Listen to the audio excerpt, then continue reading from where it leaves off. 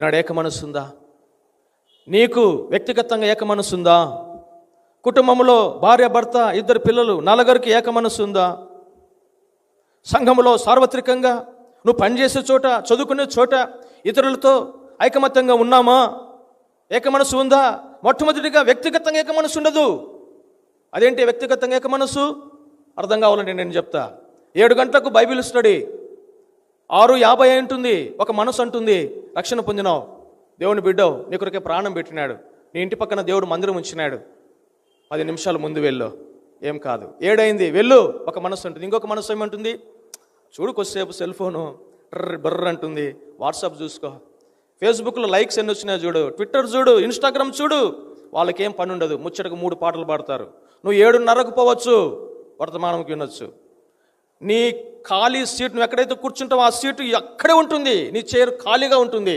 నువ్వు 7:30కు 7:40కి పోయినా కూడా నీకు ఆబ్సెంట్ వేయరు. ఎప్పుడైనా వెళ్ళొచ్చు అని ఇంకొక మనసు ఉంటుంది. ఇంకొక మనసు, నీకు బుద్ధి ఉందా? ఆఫీస్కి ఎప్పుడు వెళ్ళినావా? స్కూల్కి ఎప్పుడు వెళ్ళినావా? లేట్కి వెళ్ళినావా? లేదే, 10 నిమిషాల ముందు వెళ్ళినావు కదా, జీతం కట్ అవుతుందని. మరి మందిరానికి ఆలస్యంగా వెళ్తావా? కాదు సుమి, వెళ్ళు.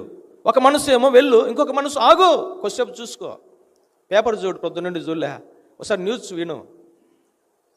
వ్యక్తిగతంగా మనకు ఏక మనస్సు లేదు, లోపట గందరగోళం.